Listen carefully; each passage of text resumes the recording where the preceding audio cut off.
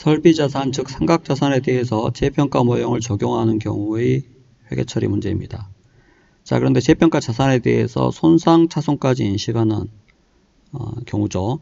그래서 조금 더 복잡한 문제입니다. 자, 유형자산은 최초 인식 시점에 취득원가로 측정하죠. 원가로 측정합니다. 그래서 설비자산의 취득원가는 40만원이죠. 그래서 X1년 초 취득원가 40만원이고, 자, 삼각자산의 경우에 재평가 모형 적용 시에 감가상각을 먼저 하고 재평가를 하죠. 항상. 그래서 정액법 감가상각 내용연수 8년 잔존가치 없습니다.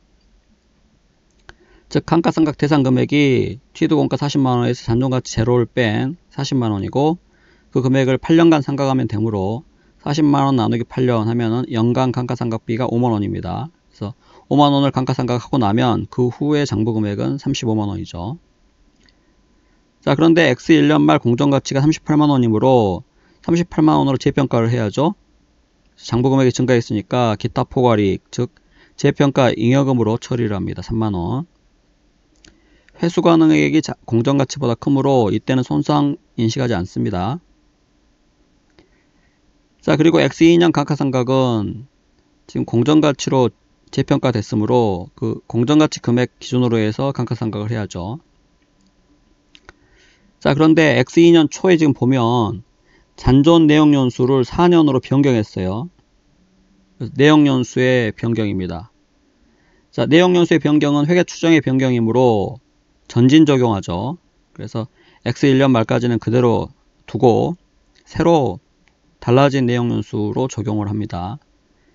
자, 지금 보면 38만원이 X1년 말 공정가치므로 38만원 기준으로 감가상각을 하는데 잔존가치는 제로 그대로인데 내역연수만 X2년 초에 잔존 내역연수 4년으로 변경됐죠. 그래서 X2년 초에 이 38만원을 잔존가치 없이 4년간 정액법으로 상각하는 것으로 바뀌었습니다. 이렇게 전진 적용하면 된다는 거죠. 그래서 X2년의 감가상각비는 38만 마이너스 제로, 이게 감가상각 대상금액이고 X2년 초 시점으로 놓고 볼 때 잔존 내역연수가 4년이므로 그 금액을 4년간 상각하면 됩니다. 자, 그래서 X2년 감가상각비가 이 금액이고 그 금액을 X1년 말 공정가치에서 빼면 X2년 말 감가상각 후 장부금액이 나오죠. 그 금액이 28만 5천원입니다. 자, 그리고 X2년 말 또 재평가를 해야죠. 공정가치가 27만원이므로 공정가치 27만원으로 재평가를 하는데, 자, 감가상각한 후에 장부금액보다 공정가치가 작으므로 이때는 기존의 재평가 잉여금 3만원 중에 15,000원 감소시켜야죠.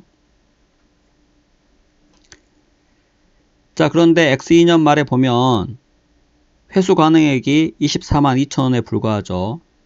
그래서 회수가능액 24만 2천원으로 손상차손을 인식합니다. 자, 그런데 주의하실 점이 재평가 자산의 손상차손은 재평가 감소액으로 회계 처리한다는 것이죠. 자, 그래서 그 이전에 존재하는 재평가 잉여금까지는 기타 포괄 손익으로 인식하고 초과하는 금액만 당기손익, 즉 손상차손으로 인식한다는 겁니다. 자, 무슨 이야기냐면 지금 X1년 말에 재평가 잉여금 3만원 인식했는데 X2년 재평가함으로써 재평가 잉여금을 15,000원 감소시켰죠. 자, 따라서 손상 인식하기 전에 재평가 잉여금 잔액이 15,000원 있는데, 자, 지금 공정가치보다 회수가능액이 작으므로 손상을 인식해야 되는데 재평가 잉여금이 15,000원 존재하므로 이 재평가 자산의 손상차손은 재평가 감소액으로 회계 처리합니다. 그래서 15,000원 재평가 잉여금 존재하는 것을 먼저 감소시켜야 한다는 거죠. 자, 15,000원 감소시켜도 부족하니까 추가적인 금액 13,000원은 손상차손으로 당기손익으로 인식한다는 것입니다.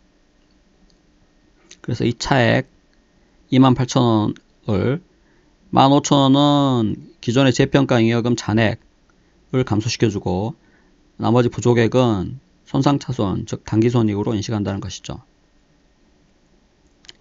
문제에서 X2년에 당기손익으로 인식할 손상차손 물어봤으니까 손상차손 금액 13,000원 답하면 되죠. 답이 2번입니다.